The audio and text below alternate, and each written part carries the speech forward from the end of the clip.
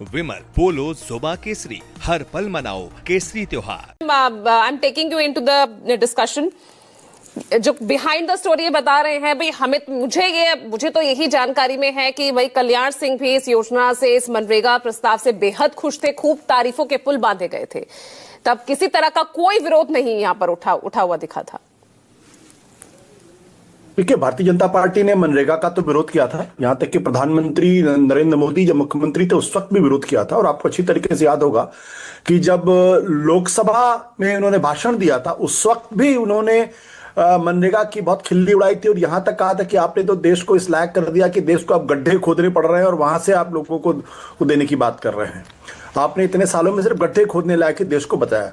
तो वो उसकी बीजेपी ने आलोचना की थी और मुझे नहीं लगता किसी तरीके कोई कंस्ट्रक्टिव सजेशन उनकी तरफ से आया था। देखिए, जो सरकार में होता है वो अपनी बातें करता है, विपक्ष वाला हमेशा सरकार की आलोचना करता है। क्या कभी आपने देखा कि 2004 से लेकर 2014 के बीच में भारतीय जनता पार्टी के किसी एक नेता ने मनमोहन सिंह की किसी एक नीति की तारीफ की हो?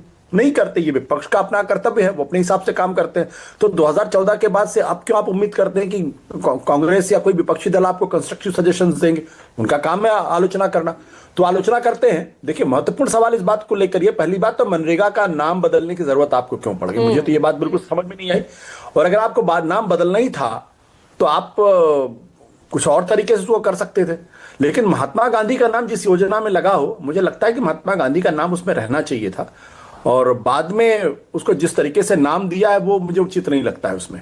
दूसरी बात, ये योजना अपने आप में, इसके बारे में आप शायद हमारे बहुत सारे दर्शकों को जानकारी ना हो, इस योजना के बारे में एक बार ये भी डिबेट उठी थी कि ये योजना इतनी अच्छी योजना है कि क्या इस आधार पे इकोनॉमिक्स का नोबेल प्राइज इसको दिया जा सकता है क्या?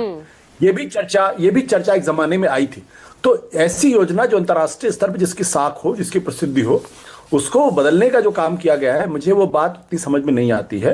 हाँ, एक चीज जरूर इसमें दिखाई पड़ रही है कि इसमें केंद्र का अधिकार बहुत जबरदस्त हो गया है, राज्यों के अधिकारों को बहुत कम कर दिया गया है। पहले कोई भी व्यक्ति खड़ा होकर ये कह सकता था गांव में या कहीं भी कि मुझे रोजगार नहीं मिला इसलिए मेरा अधिकार है, आप मुझे रोजगार दीजिए। आज ये बात नहीं है। इसके अलावा केंद्र ये तय करेगा कि राज्यों के किन इलाकों में इस योजना को लागू करना है। फिर 2 महीने आप इस योजना के तहत किसी तरीके की कोई नौकरी मांग नहीं सकते, जबकि पहले 365 दिन नौकरी मांग सकते थे। तो मुझे लगता है कि इस योजना में काफी दिक्कतें हैं और इसको अगर ठीक से डिस्कस किया गया होता तो शायद इसमें और बेहतर हो सकता, अगर बेहतर ही सरकार करना चाहती थी तो। लेकिन यहां तो नाम बदलकर ही सब कुछ बेहतरी दिख रही है मलूक नागर साहब। अगर भ्रष्टाचार अब इसमें होता हुआ दिखा तो भ्रष्टाचार नाम बदल के वो भी खत्म हो जाएगा। देखिए पूजा जी, ये जब 25% गरीबी थी और वो घटते घटते घटते घटते देश की 4% रह गई, तो जो 100 दिन थे अगर प्रपोर्शनेटली प्रो डेटा बेसिस उसको कैलकुलेट करें तो 17 दिन रहनी चाहिए थी 100 दिन के बजाय। और 100 दिन के बजाय अगर 125 दिन कर दी तो गरीबों को ज्यादा रोजगार अगर दिया जा रहा है तो जिन्हें दिक्कत है वो गरीबों की खिलाफत साफ साफ कर रहे हैं। एक तो ये सिद्ध होता है। दूसरा, जब माननीय राजीव गांधी जी प्रधानमंत्री थे और वो कहते थे जब केंद्र से पैसा चलता है तो 25% पहुंचते हैं, तो अगर अब सीधा उनके अकाउंट में जा रहा है 25% के बजाय 100 का 100% उनके अकाउंट में जा रहा है, अगर इन्हें दिक्कत है तो क्या ये लोग बेईमानी कराना चाहते हैं? और तीसरा, जब ये ऑडिट, पहले उसमें घोटालों की घपलों की बहुत आती थी और अब ऑडिट अगर हो रहा है और सीधा सीधा पारदर्शी वो स्कीम बनाई जा रही है, तो इनका मतलब कहीं ना कहीं इन लोगों के राजनीतिक ढांचे के लोग या राजनीतिक संगठन के लोग उस घोटालों में कहीं ना कहीं साझी रहते थे।